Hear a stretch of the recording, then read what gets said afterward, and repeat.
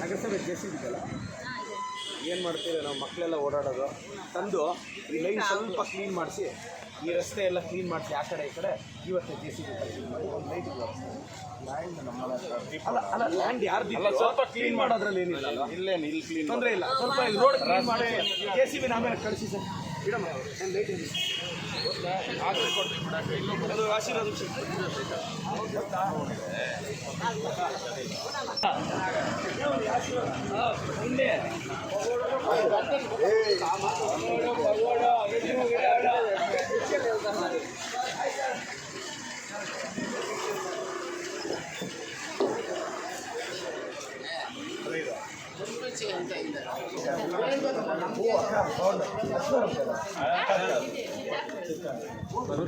ನೀರು ಹೋಗಲ್ಲ ಚೇಂಬರ್ಗಳಲ್ಲಿ ನೀರು ಹೋಗಲ್ಲ ಪ್ರಾಬ್ಲಮ್ ಇದೆ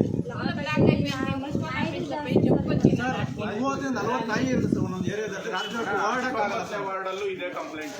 ಚಿಕ್ಕ ಮಕ್ಕಳು ರಾತ್ರಿ ಗಾಡಿಯಲ್ಲಿ ಹೋಗ್ತಾ ಇರೋ ಕಚ್ಚಿದೆ ಸರ್. ಅದಕ್ಕೆ ಅದರ ಡಿಪಾರ್ಟ್ಮೆಂಟ್ ಹೋದ್ರೆ ನಗರಸಭೆಗೆ ಹೋಗಿ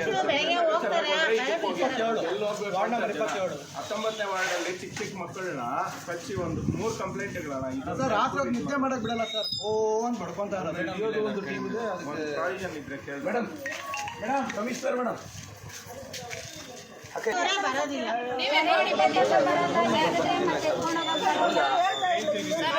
ನೋಡಿ ಬನ್ನಿ ನೀವೇ ಮನೆ ಒಳಗಡೆ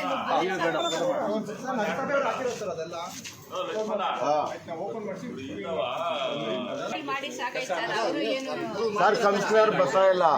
ಅವನು ವಾರಕ್ಕೊಂದ್ಸಲ ಮೊಬೈಲಲ್ಲೇ ಬೈಯೋದೊಂದು ಬಿಟ್ಟರೆ ಬೇರೆ ಇನ್ನೇನೂ ಇಲ್ಲ.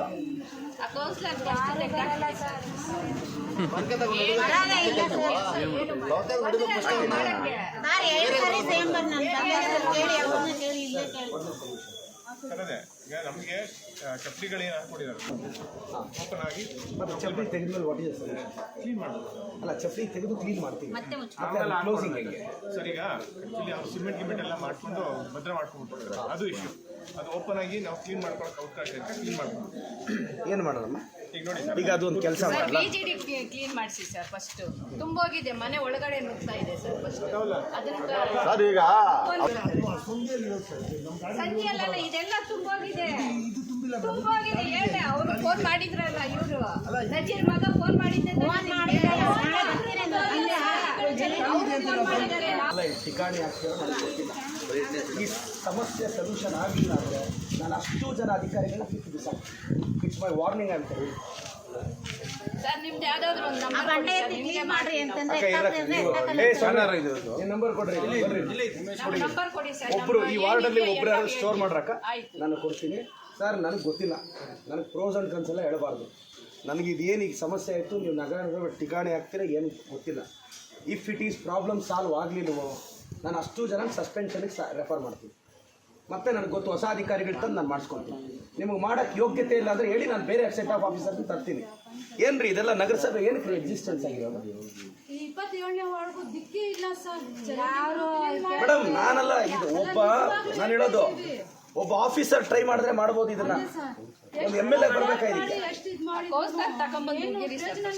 ನೀವು ಇಲ್ಲಿ ಲೋಕಲ್ ಟುಮಾರೋ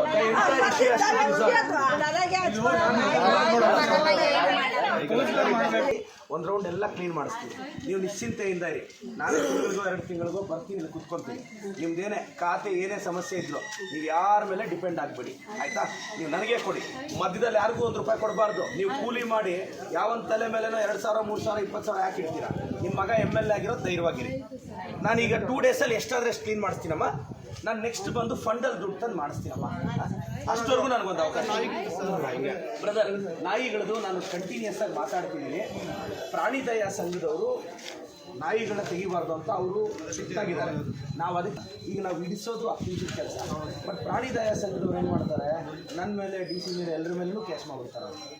ಯಾಕೆಂದರೆ ಕಾನೂನು ಹಂಗಿದೆ. ಆ ಕಾರಣಕ್ಕೆ ಈಗ ನಾವು ಸಂಘಟನೆಗಳವ್ರನ್ನೆಲ್ಲ ಮಾತಾಡಿ ನಾವು ಯಾವ ಥರ ಕಾನೂನು ರೀತಿಯಲ್ಲಿ ಮಾಡ್ಬೋದು. ಬಟ್ ನನ್ನ ಪ್ರಿಯಾರಿಟಿನೂ ಅದೇ ಇರೋದು, ಕಂಟ್ರೋಲ್ ಮಾಡಿಸ್ತೀವಿ. ಅದೇ ಕಂಟ್ರೋಲ್ ಮಾಡಬೇಕು. ಏನು ಗೊತ್ತಾ ಸರ್, 30-40 ನಾಯಿಗಳಿದೆ ಸರ್ ಒಂದೊಂದು ವಾರ್ಡಲ್ಲಿ. ರಾತ್ರಿ ಹೊತ್ತು ನಿದ್ದೆ ಮಾಡಕ್ಕೆ ಬಿಡಲ್ಲ. ಹುಡುಗರೆಲ್ಲ ಹೋಗ್ತಾರೆ ಕಚ್ಚಕ್ಕೆ ಹೋಗ್ಬಿಡೋದು. ಗಾಡಿನಲ್ಲಿ ಹೋದ್ರು ವಾರ್ಡಲ್ಲೂ ಸಮಸ್ಯೆ ಅದಕ್ಕೆ ಇಂಜೆಕ್ಷನ್ ಕೊಡೋರು. ಹೌದು 1 ಲಕ್ಷದ ಟೆಂಡರ್ ಕರೆದಿದ್ರೆ ಯಾರೂ ಅಪ್ಲೈ ಮಾಡಿಲ್ಲ ಅದಕ್ಕೆ. ನನಗೆ ತುಂಬ ಕಂಪ್ಲೇಂಟ್ಸ್ ಬಂತಲ್ಲ, ಈ ನಿಟ್ಟಿನಲ್ಲೇ ಇದ್ದೀನಿ. ಈಗೇನು ಅಂದರೆ ಸಂಘಟನೆಗಳಿದಾರಲ್ಲ ಅವ್ರನ್ನ ಕನ್ವಿನ್ಸ್ ಮಾಡಿ ಇದನ್ನು ಈ ಇಶ್ಯೂನ ಟಚ್ ಮಾಡಬೇಕು. ನಾನೇನೋ ಮಾಡ್ತೀನಿ, ಅದಕ್ಕೆ ಸ್ವಲ್ಪ ಸಮಯ ಅವಕಾಶ ಕೊಡಿ ಅಮ್ಮ. ಈಗ ಒಂದು ರೌಂಡ್ ಕ್ಲೀನ್ ಆಗುತ್ತೆ, ಮಿಕ್ಕಿದ್ದು ನಾನು ಬರ್ತೀನಿ. ನೀವು ಏನು ಇಶ್ಯೂ ಇದ್ದರೂ ನೀವು ಕರೀರಿ. ನೀವು MLA ಮಾತಾಡಬೇಕು ಅಂದಾಗ ಅಕ್ಕ ಫೋನ್ ಮಾಡ್ತಾರೆ, ನೀವು ಹೇಳಿ